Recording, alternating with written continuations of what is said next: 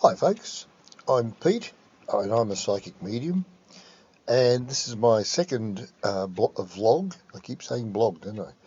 Second vlog.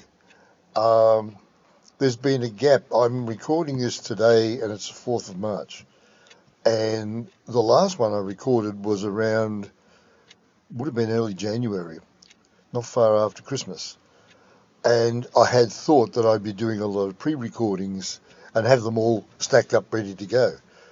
But they've stopped me. My wonderful friends in spirit have stopped me, my spirit friends. They're saying that the difficulty is going to be that I could say things as a human being that are going to be almost obsolete in a few months' time. That was what they were saying to me. Well, here we are now, and this is the time we're in, as I say, March, and my spirit friends have said that we're going to be seeing activities from this month, but more likely next month, and through the rest of the year. In fact, it'll be over a 20-year period or a bit more, because the major planet that's going to bring all this to the surface is Pluto in Aquarius. Now, what that means for those that, and I'm not an astrologer, by the way, I'm only going on what others have told me. What that basically means is, in astrology, is that Pluto tends to create a cover and keep things hidden or quiet, and then at an almost inappropriate time, it exposes. Now, if you look at the world at the moment, we are seeing exposure like never before. I mean, if you look around, you online through YouTube or anywhere, we're hearing about Russian money that's seeped into the world. Now, whether that's true or not, of course, will be exposed. And I believe I have to say that this is for entertainment purposes only. Although I'd like to add, it's for spiritual development as well. So please take it on board as something to get you started with your spiritual development. Not just to be a psychic, but to be at one with the Creator, when the Creator starts coming through to us. Now, what does that all mean? I touched on it a little bit with the first vlog. It's going to take me a while to get used to that. Where we are moving into this, not only are we moving into this age of turmoil, part of that turmoil is going to be the opening up of like an expressway or a highway between humanity and the creative force. This is not going to be external. This is not going to be, oh my God, God's here. Oh, here comes Jesus. No. It's all going to be within here, within the experiencing and the knowing. For example, what do you know? Of all that you know, how much of it has come from intuition and not from teachings, from what other people have, like schools and universities? How much is from your own intuition or your own knowing? We've got to start, if we haven't already, we've got to start by a simple process, simple things. You can't decide to make your life change now from what you've learned or have been living. It's little things. It's just being conscious of things. Patience, kindness, understanding that people are all different. There's this whole broadening attitude we have to have of, hey, as we Aussies say, hey, she'll be right, mate. We've got to take the attitude that we are not going to be able to change anything by getting angry. We've got a time coming, as we've already said. We've got a time coming, it's not easy and it's going to be rather difficult. Now that Pete's recognised us, we'll speak from our perspective. We're trying to get to each and every one of you. We are trying to personalise an interaction. We are trying to find a way to say to each and every one of you, you're loved. You're not second rate. You're not sinners. You're not people who have done something wrong. Of course you've made mistakes. You go back over your own life and you have a look at yourself. Yeah, well, I did that and I did that. Well, you were there to learn. That was the whole. You weren't supposed to be a walk on water Jesus. In fact, people forget that if Jesus hadn't lost his temper, you're not going to like this, but if he hadn't lost his temper, Christians, at the temple and gone in and thrown all the money changers things up in the air, he'd still have been going for quite a few years afterwards. He was no more the Son of God than any of you or me, sons and daughters, are. Each and every human being is a part of creation. And the Creator knows everything about everybody because we are part of creation and the Creator is part of us.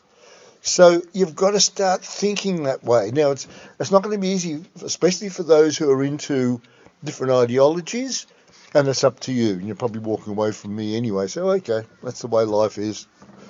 I've lost others before. But the thing we have, I'm just checking the time, the things that we have to remember is that each and every person is that the way we are, the way we are living our lives is an expansion or extension of the Creator. Now, the Creator, you go back to the Jewish initial beliefs, where we've got our religion from the Jewish ideology. In the beginning was the Word, and the Word was God, and etc. There can't be word if there isn't a mouth. So what was really trying to be said back then was, in the beginning was the thought, the idea, the concept, the light bulb. And that was, how do we explain this? That was the beginning of the creation by the Creator. But the Creator was already there, and the Creator keeps on going. Now that's something that even we in the spirit realm at our level where we are have a lot of time trying to sort out. We'll get there eventually, and then we'll pass that on to you guys. The level of information that comes through, or the Creator's instigation or starting of everything, was the expansion of thought, expansion of idea, a spark. And that spark is growing and expanding and going on. And we talk as human beings, in the human family, of, I wonder what's outside of the universe. What's on the other side out there? We don't even know what a black hole is. We don't even know what's on the other side of a black hole. And the Creator does. The Creator's way past our infinite little, well, that I can't get a speck small enough to indicate us to the Creator. So if that Creator is a part of us and we're a part of it, for the expansion of the Creator, then we should be accepting that it has something for us other than born, live, die. Well, born, live, married, die, yeah. And that is what the Creator is trying to get us all to look at. And we do that by going back to self. We started off this blog, going back to the beginning of what goes on in your mind. That's a Ringo saying that, didn't he? What goes on in your mind? And it's within that concept that we have got to start. If we aren't pure of mind, we cannot induce, encourage, or bring in anything of that caliber, that level. So I don't know how long I'm going to go on this blog, but I'll just finish off with this. I think I'm finishing off with this. And again, you notice that there's a swap. There's me, there's them. What we'll be doing, I think, what we'll do now is get into a meditation, or a basic explanation of a meditation. Now, meditations don't have to, for this, don't have to be deep and meaningful, sitting down in the yawn position and cross-legged and, singing some sort of a mantra or whatever. It's simply finding a quiet time. And it doesn't have to be for a long time. In fact, I've been recommended, my spirit friends have always said, the best way to do it is grab a cup of coffee or tea in the morning, sit down away from the manning crowd, your family, and sit down quietly and just do some simple breathing exercises. As a beginner, the best idea is just to do that, so say, get that crap out of my mind. Oh my God, all the worries I've got. Just put them to one side. Take a mouthful or so of tea or coffee, and then do a few more of those breaths and a few more of those calmings. Of those, hey, I'm not going to solve the world by trying to answer the questions now. And after a while, as you make that a regular thing, morning, midday, and evening is what I do, but it's up to your time and availability.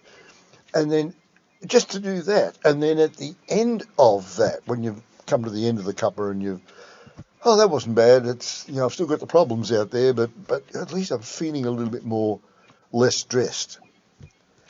Thank the source, not you, but the source. Within your mind, say, oh, thank you. I don't know who I'm speaking to or who you are or what you are, but I know I feel good. So you can't be bad if I'm feeling good. I mean, how can bad create good? So you say in your mind, thank you, whoever you are and whatever you are. I really appreciate that. If you're interacting and have been for a long time, it's a time. There's a need to go to the next level, to jump on the elevator and go to the next level. Now you do that, or the way you do that is by leaving in the mind of your guidance, and have them say to them, I need you to help me, and I'm not sure, this is all new to me. Anything you can do will be of advantage. And the next step is that you've got to be able to register. That is, you've got to be open to, oh, where did that thought come from? And don't dismiss it. I think that's about enough for me, and I think it's probably about enough for you guys. And I hugely thank you for coming through. Again, I thank you all for tolerating me. We're coming into our autumn now here in Australia, in Queensland, Australia, and it's still pretty mild. But when it does come, it usually snaps. So next time you see me around, I did a bit of a shave. I tried. Next time I come, I probably will be in a bit more warmer gear. But please, it's up to you to start changing the world in your environment. You can't change the bigger world, but if you change your world, if you get that part going, it's automatic. It spreads out. Love you all. Love you very much for the caring that you share to not just me, but to those in the world generally. And keep it up. Thank you.